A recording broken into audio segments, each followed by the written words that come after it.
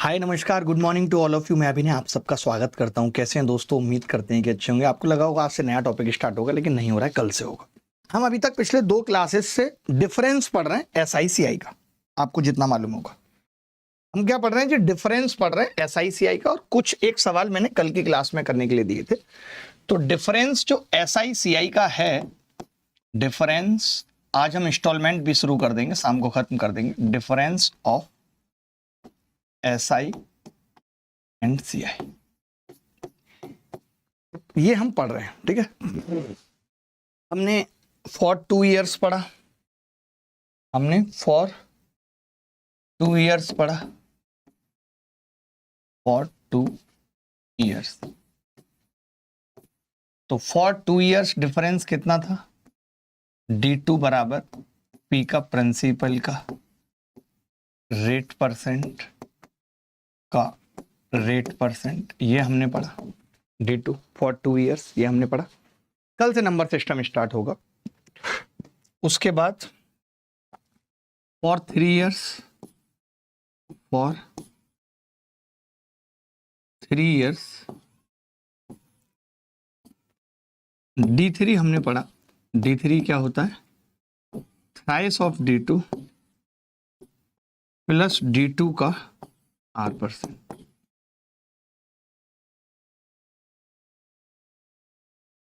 ठीक है, 3D2 plus D2 का R%, ये डिफरेंस होता है जी 2 साल का और 3 साल का। ठीक है, आगे बढ़ते हैं। हमने एक सवाल आपको घर से करने के लिए दिया था। आपने शायद हमारी बात मानी या नहीं मानी मुझे नहीं पता, लेकिन एक सवाल हमने घर से करने के लिए दिया था, तो हम इस पे अब आपको वक्त नहीं देंगे। हमने कहा कि जी किसी निश्चित राशि पर 3 वर्षों में चक्रवृद्धि ब्याज और साधारण ब्याज का अंतर 3% की रेट से 81.181 है। ठीक है था।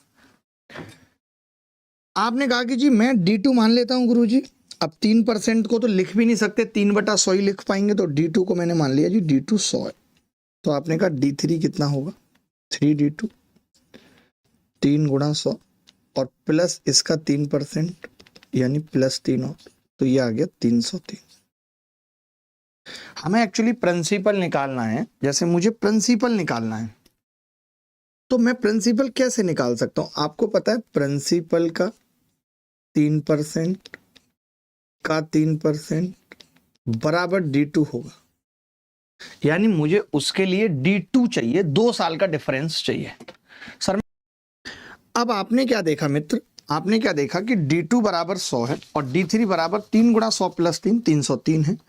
तो इस 303 की वैल्यू सवाल में 8.181 दे रखी है। 303 की वैल्यू, अगर ये 303 की वैल्यू है तो क्या ये 3 से कटेगा? क्या ये 3 से कटेगा? 8.181 भागित 303, तो आपने कहा जी कटेगा। ये 27 बार इससे कट जाएगा, यानी एक की जो वैल्यू है वो 0.27 आ जाएगी। कोरिया का बच्चा बोला अगर एक की वैल्यू 0.27 है तो D2 100 की वैल्यू कितनी होगी? तो आपने कहा 100 की वैल्यू होगी जी 27। अच्छा, D2 क्या होगा? तो आपने कहा प्रिंसिपल का 3% यानी 3/100 इंटू 3% यानी 3/100। आपने कहा 3 तिया 9 तिया 27, तो P कितना होगा? 300 और 2 जीरो। 300 और 2 जीरो, ये तो बड़ा गलत हो गया जी। मुझे लगता है या तो हमने गलत भाग लगा दिया।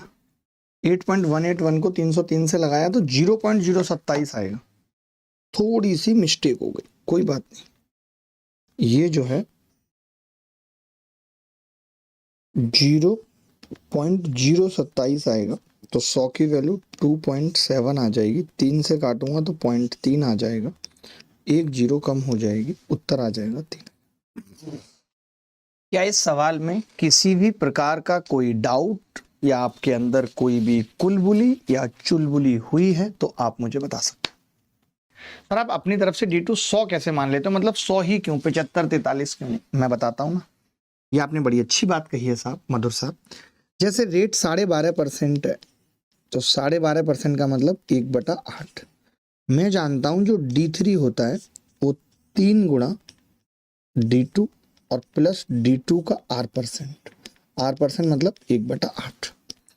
अब अगर मैं D2 को 8 नहीं मानूंगा तो ये 8 से 8 कटेगा नहीं, तब ये 25 आएगा। अब जैसे यहाँ रेट 3% यानी 3/100 थी, तो कुछ कटने को था नहीं, तो मैंने D2 को मान लिया 100। क्यों मान लिया? ताकि जब मैं D3 निकालूं तो 3 गुणा 100 करूं और इस 100 का 3% आसानी से निकाल पाऊं 3। अब आई बात समझ, क्यों मान लेता हूं? हम जानते हैं कि ये 11.11% है और 11.11% का मतलब होता है 1/9। 11.11% का मतलब है 1/9। तो मैं समझ गया कि मैं D2 को क्या मानूंगा? मैं 9 मानूंगा D2। तो D3 कितना होगा? 3 गुणा 9 और प्लस 1, तो 9 तिया 27 और 1 28 होगा। 9 तिया 27 और 1 28। अब आप देखेंगे कि यार 28 की वैल्यू सवाल में कितनी है? 840। 1 की 30 है, 1 की 30 है तो 9 की कितनी होगी? आपने कहा 9 तिया 27, 270। ये जो 270 है ये पी का रेट परसेंट 1/9, 1/9। यहाँ से ये बात तो तय हो गई कि 9 का मल्टीपल होगा, ये तो उत्तर नहीं होगा। 7 और 3 10 और 8 18 ये हो सकता है, 8 और 2 10 और 9 19 ये नहीं होगा, 8 और 1 9 9 ये भी हो सकता है। 2 उत्तर हो सकते हैं, लेकिन और तो किसी से कट नहीं रहा। पी गुणा 270 गुणा 81 आ गया उत्तर। 270 गुणा 81, तो 7 एकम 7, ये भी बात है 0। 27 एकम 27 का 7 हासिल 2। 27 अट्ठे, अरे 27 अट्ठे 216 और 2 218। ये उत्तर हो। वैसे भी हम देख सकते हैं अगर इसको 30 भी मान लूं तो भी 24,000 से कम उत्तर होगा और उत्तर 30,000 है। यह कह रहा है कि किसी धनराशि पर 1 वर्ष 6 महीने में 20% की दर से अर्धवार्षिक रूप से संयोजित साधारण ब्याज और चक्रवृद्धि ब्याज के बीच का अंतर इतना। तो देखिए, पहली बात तो जब आपने अर्धवार्षिक कह दिया, अब मैं क्या है आपको समझा चुका हूं खूब। अर्धवार्षिक का मतलब 6-6 महीने, 6-6 महीने का मतलब हमारे लिए ये 1 वर्ष 6 महीने 3 साल के बराबर है। 3-6 महीने होंगे हमारे लिए, ये रेट 10% के बराबर है, आधी हो गई, और 3 साल का अंतर है और प्रिंसिपल पूछ रहा है। तो मैंने कहा कि अगर रेट 10% है यानी 1/10 है तो मैं D2 मान लेता हूं 10। एक लड़का बोला कि D3 निकल जाएगा मास्टर, मैंने कहा हाँ, 3 गुणा 10 और प्लस 10 का 10% 31 आ गया। बेटा 31 की वैल्यू सवाल में कितनी है? तो आपने कहा 279। तो फिर इस 10 की वैल्यू क्या होगी? ये 9 बार कट रहा है, 90। 10 की वैल्यू 90। अगर 10 की वैल्यू 90 है तो ये पी का रेट परसेंट यानी 10%, 1/10, 1/10, पी कितना आ गया? 9,000। क्या अब इन सवालों में कभी भी दिक्कत आएगी? आपको मैं पूछ रहा हूं, क्या इन सवालों में अब कभी भी दिक्कत आएगी? अब एक आध तो आप कर लो, मैंने इतने बता दिए भाई, मैंने इतने बता दिए, एक आध तो आप कर लो यार। 32,000 रुपए के धन का 3 वर्ष का चक्रवृद्धि ब्याज और साधारण ब्याज का अंतर 1728 है। कल एक लड़के ने ये कहा था कि गुरुजी रेट वाले बताओ जिसमें अंतर दे देता है और फिर हमसे कहता है कि बताओ रेट क्या होगी। क्या तरीका इन सवालों का होना चाहिए आपके हिसाब से? क्या तरीका होना चाहिए? क्या हमें किसी फॉर्मूले को याद करना चाहिए? नहीं। ये कह रहा है 32,000 रुपए का धन है, अब या तो हम ऑप्शन से जाएं भाई, ऑप्शन से ये निकालें, या क्या एक ऐसा तरीका हो सकता है जो इस सवाल को करने के लिए पर्याप्त रहे? कितने ऑप्शन चेक करेंगे, वो भी तो मुश्किल है। आपने कहा जी देखो सिंपल है, जब कभी रेट निकालनी हो, अब एक न्यू बात बताने जा रहा हूं जो आपको आती भी है, कोई बहुत न्यू नहीं है। जैसे रेट ही निकालनी हो, सवाल में रेट ही पूछ ले, तब सबसे बड़ी मुसीबत आती है। जब सवाल में रेट ही पूछ ले तो सबसे बड़ी मुसीबत आती है कि क्या तो प्रिंसिपल को माने, क्योंकि सारा खेल रेट से ही था। तो हम कहते हैं कि आप उस केस में रेट को आर मत मानो। जैसे R% को जब हम फ्रैक्शन में लिखते हैं तो 1/, करके लिखते हैं, यानी 1/x मान लेते हैं कि अगर x 5 आ गया तो हमारी रेट कितनी हो जाएगी? 20%। अगर x 8 आ गया तो हमारी रेट कितनी हो जाएगी? 12.5%। अगर x 4 आ गया तो हमारी रेट कितनी हो जाएगी? 25%। अगर x 7 आ गया 1/7 तो हमारी रेट कितनी हो जाएगी? 14.28%। बोलो भाई, रेट को हम क्या मानेंगे? 1/x। आपने एक चीज और देखी थी, अब आप समझना एक बात अच्छे से, बहुत अच्छे से समझना कि R% बराबर 1/x है। R% बराबर 1/x है, ठीक है। तो हमने कहा था कि 3 साल का मामला है, तो आप ऐसा करो, प्रिंसिपल को x³ मान लो। याद है ना हम कैसे करते थे कि रेट 1/3 है और 4 साल का मामला है तो प्रिंसिपल को 3⁴ मान लेते थे, तभी तो वो कटेगी। इससे फायदा क्या होगा कि अगर मैं आपसे कहूं कि जी SI बताओ पहले साल का, तो आप कह देंगे कि SI तो बड़ा आसान है, इसका सीधे सीधे 1/x हो जाएगा। SI रेट 1/x है ना, तो आपने कहा x²। मैंने कहा सेकेंड ईयर का बच्चे तो आपने कहा x²। मैंने कहा थर्ड ईयर का बच्चे तो आपने कहा x²। फर्स्ट ईयर का x², सेकेंड ईयर का x², थर्ड ईयर का x²। बोलो बात सही है कि नहीं? तो आपने कहा जी बिल्कुल सही है, ठीक है। इसके बाद CI की बात करते हैं। CI की बात करते हैं तो CI क्या होगा? तो आपने कहा पहले साल का तो x², दूसरे साल का x² और x² का 1/x, खाली x। फिर आपने कहा तीसरे साल का x² प्लस x और फिर इसका 1/x, तो आपने कहा x+1, यानी ये आ गया x² प्लस 2x प्लस 1। यहां से एक बात और समझ में आई कि तीसरे साल का ब्याज हमेशा परफेक्ट स्क्वायर होगा। तीसरे साल का ब्याज हमेशा परफेक्ट स्क्वायर होगा। अच्छा, एक दो बच्चे ऐसे भी होंगे क्लास में जो कह रहे होंगे गुरुजी इतना पापड़ आप काहे बेल रहे हैं? मैंने कहा क्यों? आप ये भी तो कह सकते थे गुरुजी अगर रेट 1/x है इसका मतलब है x+1 हो जाएगा 1 साल में। बोलो 2 साल में x² x+1 का स्क्वायर हो जाएगा। तो ये x² था और ये 2 साल बाद की बात थी तो x+1 का स्क्वायर हो जाएगा। कोई नई बात थी नहीं इसमें। पहले यहां तक बताओ कुछ समझ में आया कि नहीं? अगर 1 साल का ब्याज C1 ये किस चीज का अनुपात हो जाएगा? आप कहेंगे जी ये C फर्स्ट और C थर्ड का अनुपात हो जाएगा। C थर्ड का अनुपात हो जाएगा। हाँ 2 साल का ही आएगा, कोई बात नहीं। पहले आप इतनी सी बात अगर समझ गए तो मैं इसके आगे की कहानी अब बताऊंगा। इसी सवाल को कैसे सॉल्व करेंगे वो मैं बताऊंगा, ठीक है। ये तो मैंने दे दिया कंसेप्ट और इसीलिए इस कंसेप्ट में मैं क्या कर रहा हूं,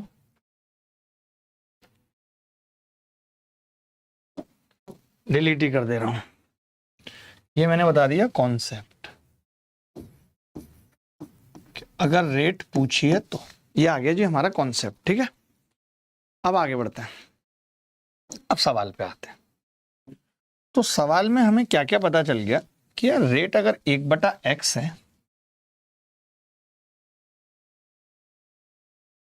और मैं अगर डिफरेंस की बात कर रहा हूं, यहां पे इस स्थिति में मैं डिफरेंस की बात कर रहा हूं, डिफरेंस की बात कर रहा हूं इस स्थिति में, तो आपने कहा पहले डिफरेंस 0 फिर x और फिर 2x प्लस 1, यानी इस स्थिति में डिफरेंस आ रहा है 3x प्लस 1। डिफरेंस कितना आ रहा है जी इस स्थिति में? 3x प्लस 1, ठीक है। बोलो भाई किसी को डाउट है तो बता दो, ठीक है। डिफरेंस कितना आ रहा है? 3x plus 1। अब सवाल में हमें क्या दिया है? मैंने कहा डिफरेंस और प्रिंसिपल का अनुपात बताओ कितना है। आपने कहा कि जी डिफरेंस आ रहा है 3x प्लस 1 और प्रिंसिपल का अनुपात कितना है? तो आपने कहा कि प्रिंसिपल है x³ बराबर 1728 बटे 30,000, सॉरी 32,000। यही है? आपने कहा हाँ जी यही है। ऊपर वाला 12³ है, यानी 8 से तो कटेगा, 8 से 12³ है ना, तो 4 चौक 16 चौका 64 से भी कटेगा ये तो। 12 की क्यूब का मतलब हो गया 3 तिया 9 तिया 27 और 4 चौक 16 चौका 64, ये आ गया। ये 27 गुणा 64 आ जाएगा। 12 की क्यूब है, 12 में 3 आता है तो 3 की क्यूब, 4 आता है 4 की क्यूब। आपने देखा कि जी ये कट पिट के कितना आ गया, तो 64 से कितनी बार कट रहा है, ये हमने 3 साल का डिफरेंस दे रखा है। ये प्रिंसिपल हमारा x की क्यूब था, तो हमने 64 से इसको काटा, तो 64 से कितनी बार कट रहा है, 64 पंजे 120, 500, 500 बार कट रहा है जी। कट रहा है नहीं आप मुझे बता दो। तो आपने कहा जी कट रहा है, तो ये आ गया 3x+1। मुझे तो सवाल भी गलत लग रहा है शायद कुछ को। 3x+1 बटे x की क्यूब बराबर 27/500। अच्छा, 27/500 को हम 54/1000 लिख सकते हैं क्या, ताकि वो 10 की क्यूब आ जाए, जो कि आ नहीं रहा। सवाल सही है ये। मैं एक बार डेटा चेंज कर देता हूँ, मैंने इसका डेटा बनाया था बदतमीज सवाल का। अब मुझे क्या पता था कि ये ऐसे पंगा करेगा। आप ना यहाँ पे 992 कर लो, आप सारी बातें छोड़ो, थोड़ा सा करेक्शन कर लेते हैं सवाल में, अच्छा रहेगा। यहाँ पे 992 कर लेते हैं, 992, ठीक है। ऊपर भी डिफरेंस 992 कर लो,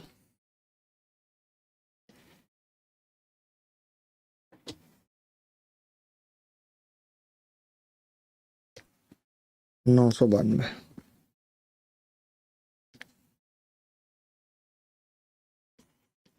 992, ठीक है। यहाँ भी 992 हो गया, 992 डिफरेंस है। अब लिख लेते हैं इस 992 को, ठीक है। करेक्ट कर लो थोड़ा सा। तो आपने कहा कि जी ये 992 बटे 32,000 है, तो मैंने कहा 992 तो 32 से ही कट गया सीधे सीधे। कितनी बार कट जाएगा 32 से, 992। आपने कहा 32 से 31 बार कट जाएगा जी 992, 31 बार। हमने देखा ये 31/1000 यानी 10 की क्यूब आ रहा है। कोरिया का बच्चा बोला कि यहाँ से x मतलब 10 पता चल रहा है, 10 पता चल रहा है, तो रेट परसेंट कितनी आ जाएगी, 1/10 का मतलब 10%। B answer. क्या कोई ऐसा बच्चा जिसको तकलीफ हुई इस सवाल को करने में, तो वो मुझे बता सकता है, कह सकता है, अपने मन की बात बता सकता है जी। 992, 992। अच्छा, यहाँ पे एक बात और बताता हूँ, एक बात और बताता हूँ इसी टाइप को सवाल करने के लिए। ओरल मेथड क्या हो सकता है, ये सब तो रामायण हो गई कि एक्स मानना है, फला करना है, ढिका करना है। अगर ओरल बात करें तो क्या हो, जैसे ये जो 992 है ना, कई लोग बड़े इंटेलिजेंट होते हैं, वो क्या करते हैं, इस 992 को तोड़ने की कोशिश करते हैं कि इस 992 को इस कदर तोड़ दें।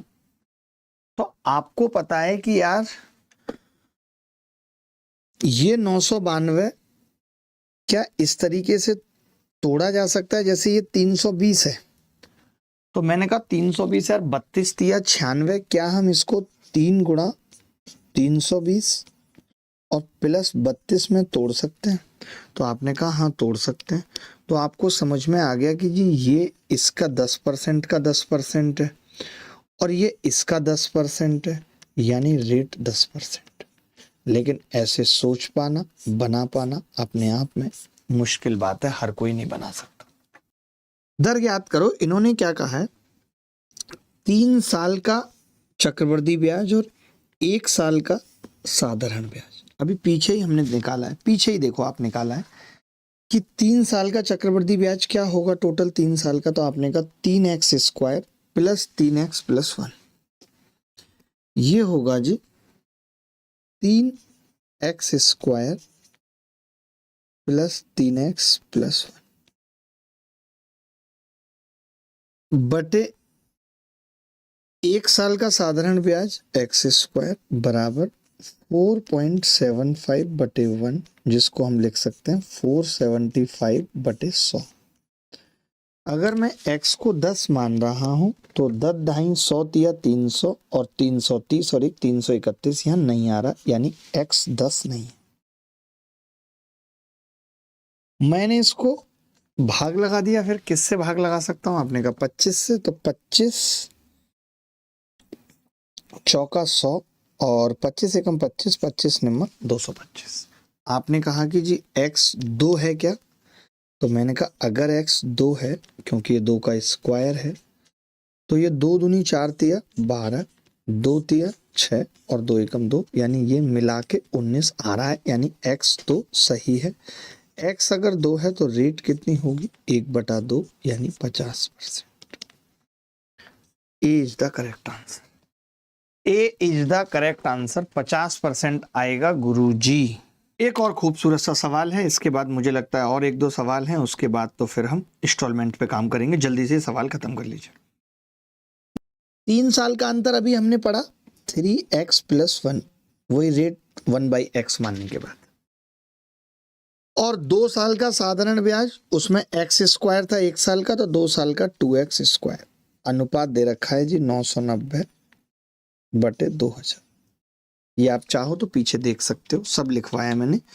ये 3 साल का अंतर कितना है? 3x + 1, और 2 साल का ब्याज x² करके कितना होगा? 2x²।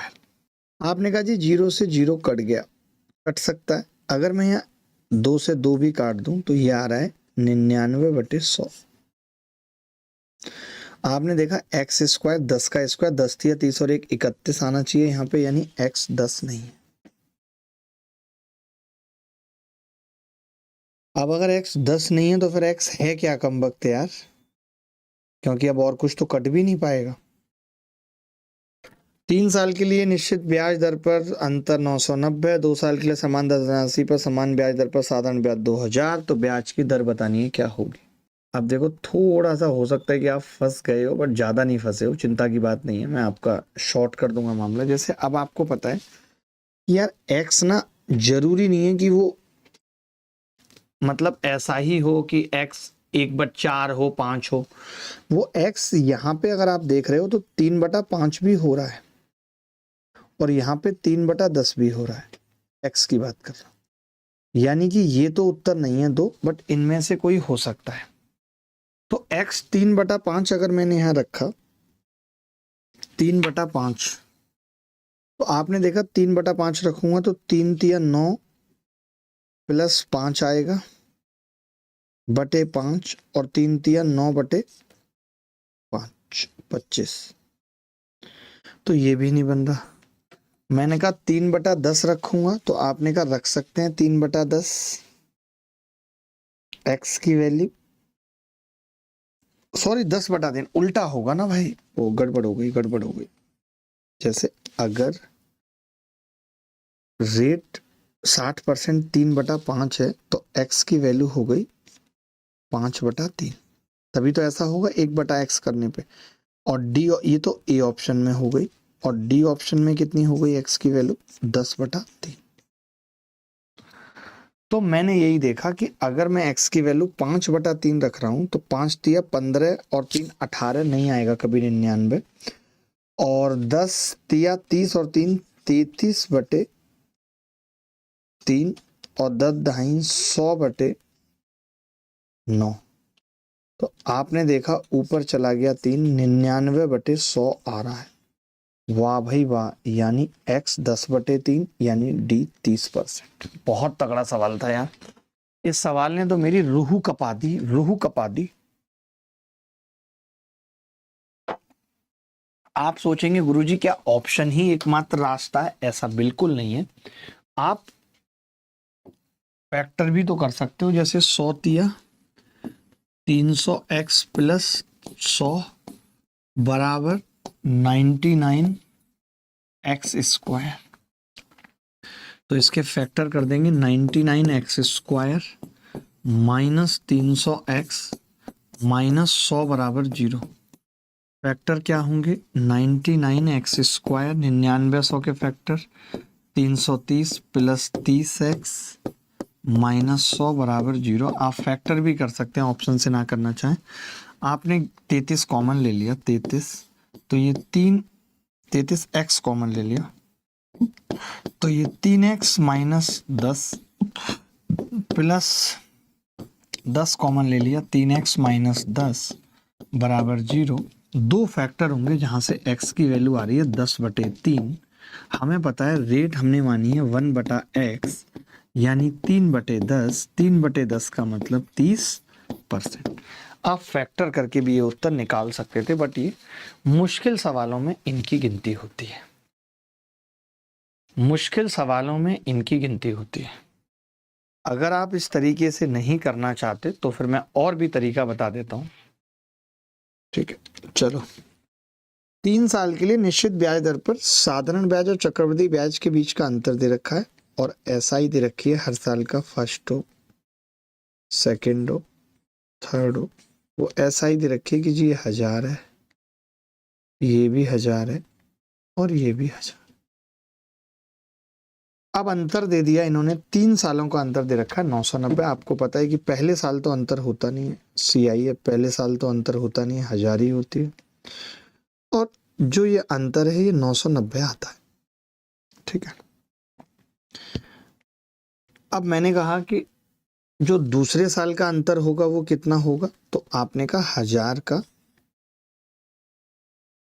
R% दूसरे साल का अंतर हो।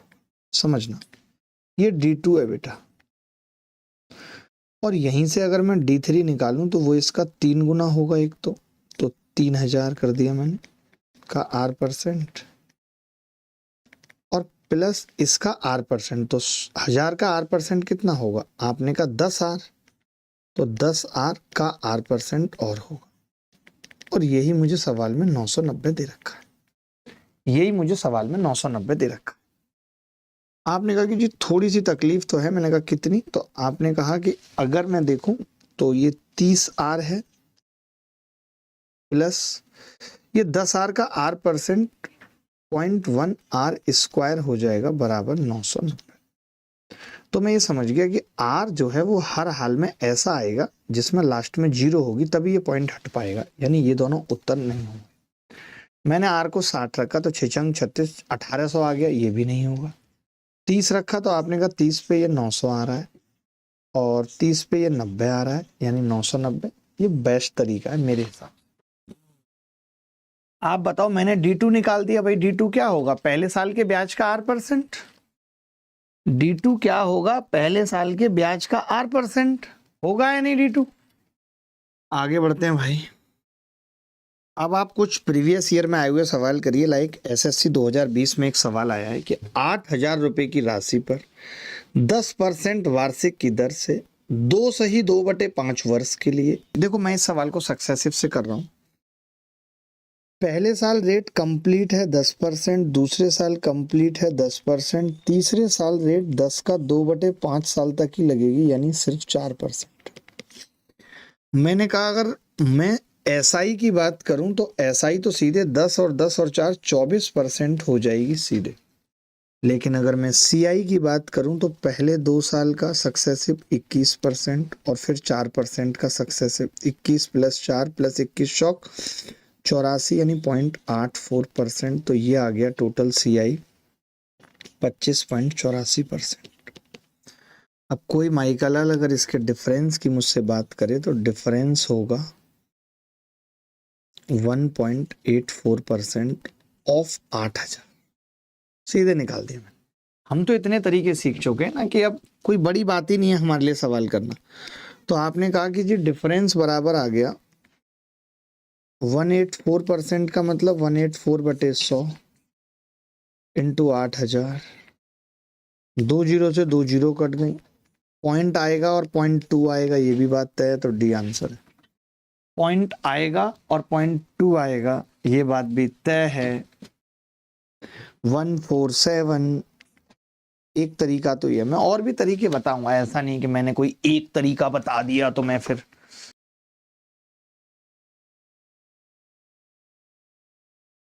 सेकेंड ईयर और थर्ड ईयर, पहले साल ब्याज कितना है, तो आपने कहा कि जी 8000 का 10% है 800 रुपये ब्याज, तो हर साल 800 होगा, और यहाँ भी 800 होगा, लेकिन 800 का सिर्फ 2/5 है, तो कितना हो गया, 5 चौक 1600/5 320। ये तो बात आ गई एसआई की। CI करते हैं तो आपने कहा 800 मिलेगा, 800 का 10% 880 मिलेगा, 880 का 10% 88 मिलेगा। लेकिन इस सब का 2/5 हो। 2/5 क्यों, बताओ जरा।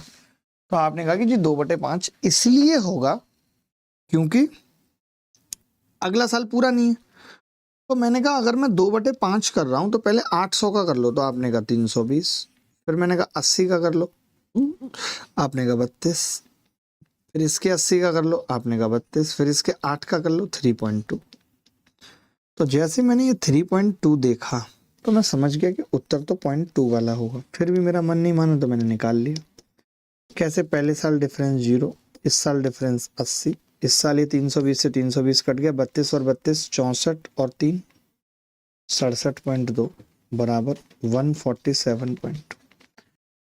आगे बढ़ते हैं। देखिए भाई, अब 4 वर्षों का अंतर देख लेते हैं। अभी तक हमने 3 वर्षों का ही अंतर देखा, अब 4 वर्षों के अंतर की बात आई है। SI पहले साल, सेकेंड ईयर, थर्ड ईयर और फोर्थ ईयर। ठीक है, पहले साल कितना होगा 10% से 3200 रुपये, इसका 10% कितना होगा जी 3200 रुपये। अब लिखने की भी जरूरत नहीं है आपका, मैंने लिखी, मैं सिर्फ पॉइंट से ही बता दूंगा इसका उत्तर क्या होगा। आपने कहा CI निकालेंगे, पहले साल 3200 होगा, दूसरे साल 3200 का 10% 320 होगा, तो ये कितना हो गया 3520। तीसरे साल 3520 का 10% 352। फिर ये कितना हो गया जी 3872। 3872 का 10% 387.2। तो जैसे ही मैंने ये 0.2 वाली बात देखी, मैंने कहा ये उत्तर नहीं होगा और ये उत्तर नहीं होगा। दूसरा आपने एक और क्या देखा कि जो डिफरेंस है, वो जो डिफरेंस है वो हम देख रहे हैं यहीं पे 3200 आ गया है, यहाँ 5 और 3 872 आ गया है, यहाँ पे 572 और 387.2। मोटा मोटा जोड़ूं तो 8 और 3 11 और 5 16 और 3 19। 100 से तो बहुत बड़ा उत्तर आएगा, तो ये नहीं होगा, डी आंसर। क्या ये सवाल करना बहुत मुश्किल था? मैं आपसे पूछ रहा हूं कि क्या ये सवाल करना बहुत मुश्किल था? लेकिन हमने शायद कुछ गड़बड़ कर दिया है। क्या हमने कुछ गड़बड़ कर दिया है या उत्तर में ही दिक्कत है? सेकंड मेथड बड़ा ही नॉर्मल और लफूजम है। कैसे, देखो, मैंने आपको कुछ याद नहीं कराया, बस सिवाय एक बात के कि 10% से SI तो 40% मिलेगा, लेकिन जो CI है 4 सालों में वो 46.41% मिलेगा। ये मैंने याद कराया है, यानी डिफरेंस कितना होगा 6.41% ऑफ 32,000। आपने कहा कि जी ये आ जाएगा, इस परसेंट से 2 जीरो कटेंगे और ये 64.1 गुणा 32। 32 एकम 32 का 2 हासिल 3, 32 चौका 128 और 3 131 का 1 हासिल 3, 32 छिक्के 192।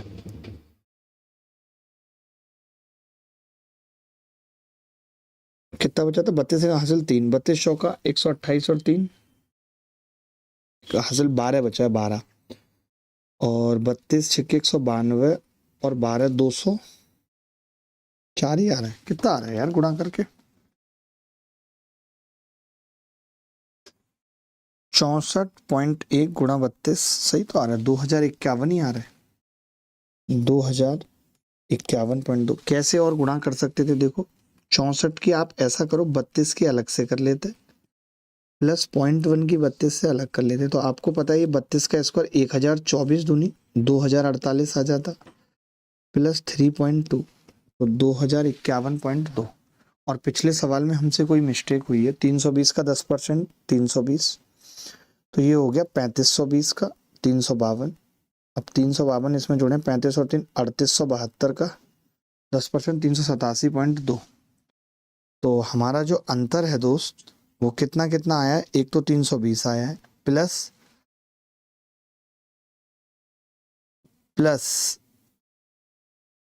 320 प्लस 352, 992। ये हमने गलत लिख दिया है, ये हमने गलत लिख दिया है। कैसे? यहाँ जो अंतर है वो 672 का है और ये 572 और 387। अब बिल्कुल ठीक आएगा उत्तर। 992 प्लस 572 प्लस 387.2। अब उत्तर गलत आ रहा है। 572 कैसे, 672 आएगा ना यहाँ, 672। तो ये आ रहा है जी 2051.2। हम तो देखिए हर तरीके से आपको सवाल करना सिखा रहे हैं, जैसे भी आप कर पाए। मूलधन 8,000, दर 20%, समय 1 वर्ष, चक्रवृद्धि ब्याज और साधारण ब्याज का अंतर ज्ञात करो यदि ब्याज त्रैमासिक रूप से संयोजित है। त्रैमासिक है, त्रैमासिक समझ गए, 3 महीने। मैं ये कह रहा हूं अगर ये त्रैमासिक है, करो आप, इसका मतलब 1 साल में कितने त्रैमासिक होंगे? 4। तो हमारे लिए ये सवाल 4 साल का है। फिर रेट कितनी हो जाएगी? तो आपने कहा रेट 1/4 हो जाएगी, 5%। अब 4 साल का अंतर पूछ रहा है, 8,000 पे डिफरेंस पूछ रहा है। बताओ 5% का मतलब 1/20 होता है। अगर मैं SI की बात करूं तो 400, 400, 400 और 400 आई।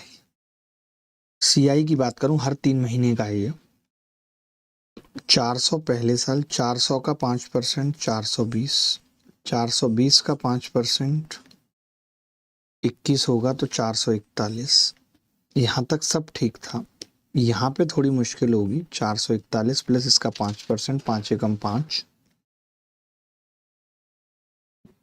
5 चौक 20 की 0 हासिल 2, 5 चौक 20 और 2 22, 22.05। तो 05 वाला उत्तर आएगा। एक ही ऑप्शन है, दैट इज बी। तो ये आपने देखा 0, अंतर 20, अंतर 41, अंतर 41 प्लस 22 63.05। आपने कहा जी ये 104.05 है और ये 20 है, तो ये 124.05 होगा। देखो मैं तो अब आपको एक बात कहूंगा कि अगर हम ये चीज याद कर लेते हैं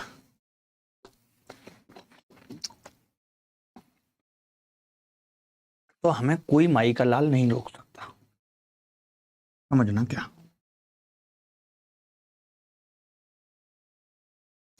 अगर आप ये सीख गए तो मुझे पता था कि सबका दशमलव अलग अलग है, था या नहीं था? मैं ये कह रहा हूं सबका दशमलव अलग अलग। तो मैंने कहा अगर इस सवाल में पॉइंट तो आना ही है, अगर मैं पॉइंट पता कर लूं तो उत्तर आ जाएगा। पॉइंट कैसे पता होगा, देखते रहना। इतनी नई बात बता रहा हूं जो मुझे खुद भी नहीं पता है। 5% एक बार करूंगा 400, फिर दूसरी बार करूंगा 400 का 5% कितना होगा बे? बोलो। 20, 20 का 5% कितना होगा? 1, 1 का 5% कितना होगा? 0.05। अगर तुम ये चीज सीख गए बेटा, अब अगली ट्रिक यही जानिए कंसेप्चुअल में। मैं ये कह रहा हूं कि CI में अगर 4 साल का सवाल आए या 3 साल का आए और उत्तर पॉइंटों में, तो हम पूरा नहीं करेंगे। 3 बार का सवाल है, 3 बार 5%, 4 बार का सवाल था ना, 4 बार 5%, 420.05 आना ही आना है। लास्ट में कोई माई का लाल रोक नहीं सकता। 0.05। बोलो भाई, हेडिंग लगाएं इंस्टॉलमेंट।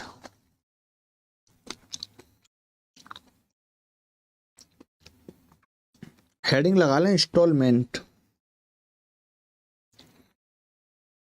एक तो हम बात कर रहे हैं जी इक्वल इंस्टॉलमेंट की। पहली चीज तो हम बात कर रहे हैं इक्वल इंस्टॉलमेंट की, ठीक है। दूसरी चीज हम बात कर रहे हैं 2 इंस्टॉलमेंट की।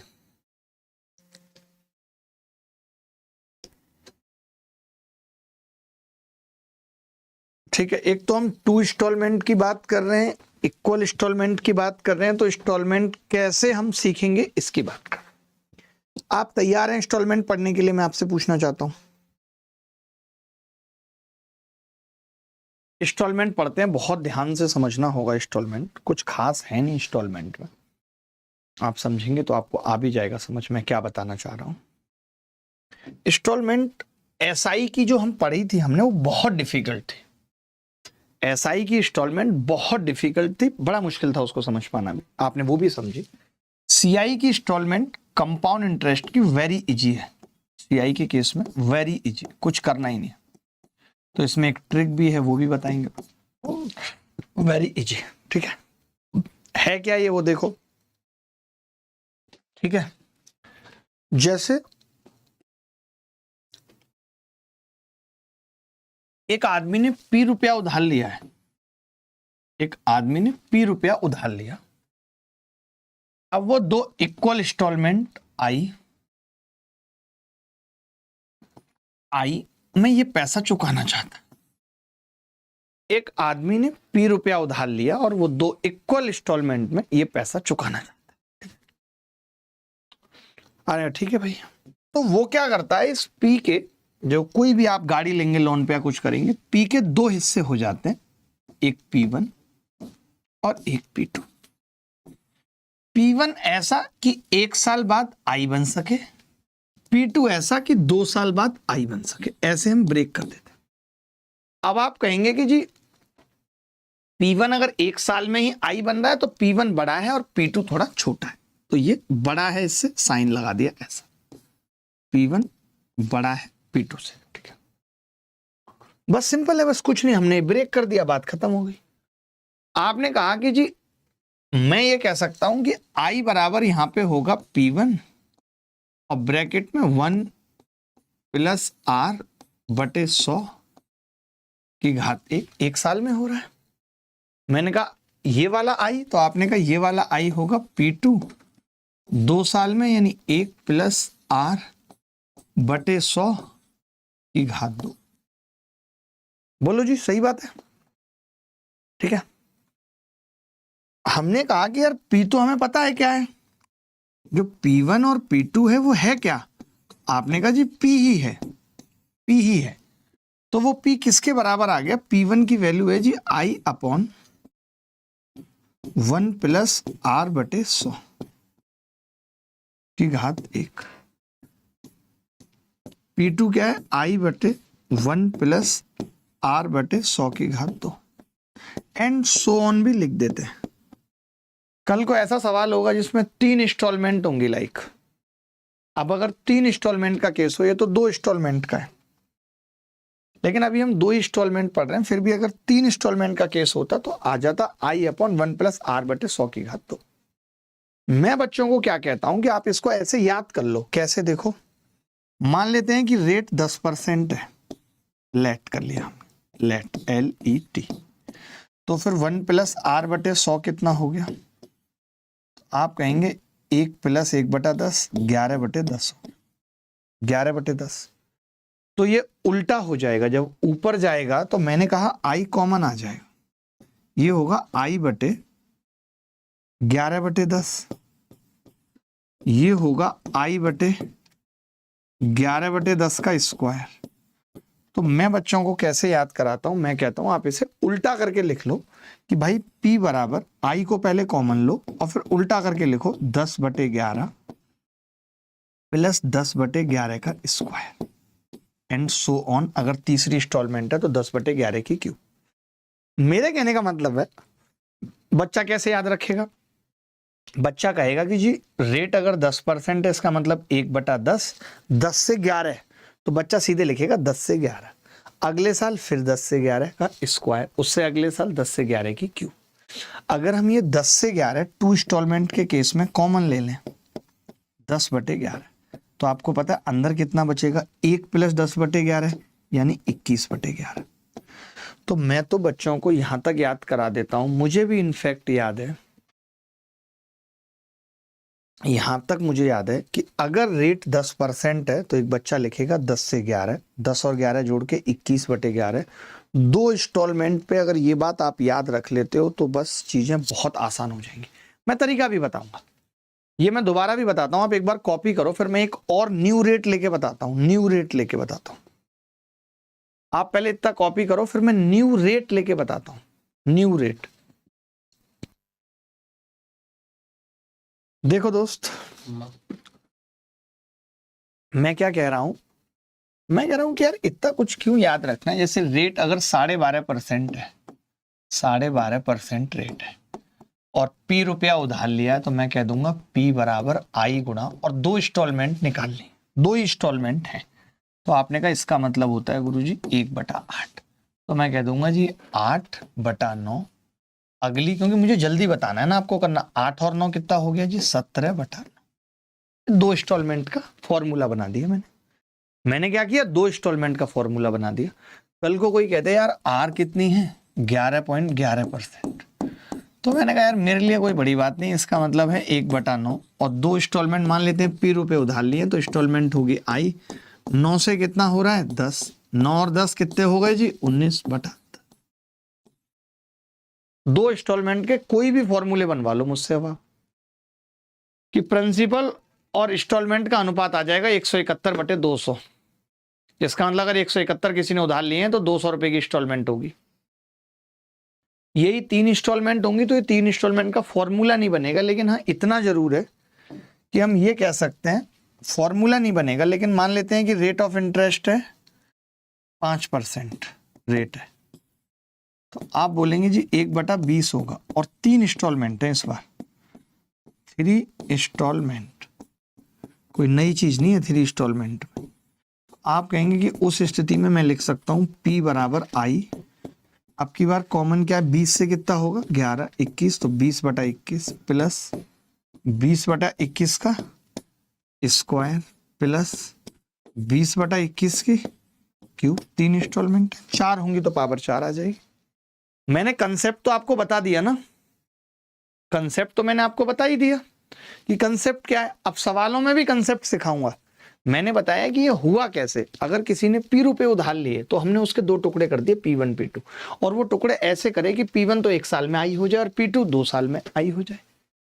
वहां से P1 P2 की वैल्यू निकाली, P1 P2 है क्या P के बराबर। आप सवाल करो फिर समझ में आएगी बात। ये देखो SSC IMD में आया, मैं तरीके से भी बताता हूं मसला क्या है, और वैसे भी जैसे आप कहेंगे दोनों तरीके से मैं बताता हूं। अब देखो एक बच्चा तो वो है जो इस सवाल को कर रहा है फॉर्मूले से, कैसे, उसको पता है कि 4% का मतलब है 1/25, ये पता है उसको। तो वो कैसे लिख रहा है, 2550 में एक हीटर खरीदा है, यानी P की वैल्यू है 2550, I की पूछ रहा है, और 25 से कितना हुआ है जी 26, और 25 और 26 कितना होगा जी 51/26, यही होगा। आपने कहा 25 से इसको काटेंगे तो 25 एकम 25 दूनी 50, 51 से ये 2 बार कटेगा, तो I कितना होगा 26 गुणा 26, 576 दूनी 1352। ये तो डायरेक्ट आ गई, जो मैंने ट्रिक बताई उससे डायरेक्ट इंस्टॉलमेंट आ गई। अच्छा, अगर किसी को एक तरीके से समझना हो सवाल की मसला क्या है तो भी मैं बताता हूँ, पहले आप ये नोट कर लीजिए मेरा ट्रिक। और ट्रिक कुछ भी नहीं है, मैंने आपको समझा के बताई है। चलो भाई देखो, अब इसी सवाल को अगर हमें मेथड जानना है, एक ही सवाल करेंगे बस, ये लास्ट मेथड जानना है। देखिए मेथड में होता क्या है कि आपको पता है कि R का मतलब है 1/25। अगर आप 25 रुपए आज उधार लोगे तो 1 साल में आपको 26 देना पड़ेगा, और अगर आप 25 का स्क्वायर रुपए उधार लोगे तो 2 साल में आपको 26 का स्क्वायर देना पड़ेगा। ये बात है। आपने कहा जी मुझे समान बराबर देना है, समान बराबर नहीं मतलब मुझे किस्त बराबर देनी है, यानी जो 2 साल बाद देना है वही 1 साल बाद देना है। तो मैंने कहा इसको भी 26 गुणा 26 कर लेते हैं, तो इधर भी 26 से गुणा कर ले। तो आपने देखा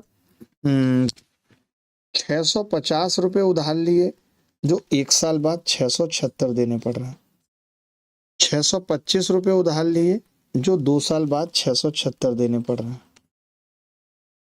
यानी हम यहां से ये कह सकते हैं दोस्त यहां से हम ये कह सकते हैं कि अगर मैं 1275 रुपये उधार लूं तो 1 साल बाद 676 और उसके 1 साल बाद 676 दे सकता हूं। आपने कहा कि जी मैंने पैसा उधार लिया 2550, यानी इसका डबल, तो इंस्टॉलमेंट भी डबल होगी 1352। आप चाहो तो इस तरीके से भी सवाल को कर ले सकते हो, लेकिन ये सब लिखने में टाइम लगेगा। मैंने क्या है आपको ट्रिक इसीलिए बताई। अभी के लिए इतना ही, अगली मुलाकात फिर होगी आपसे इसी उत्साह उमंग के साथ। ख्याल रखिएगा, खुश रहिएगा। बाय बाय, टेक केयर, धन्यवाद, thank you very much, bye.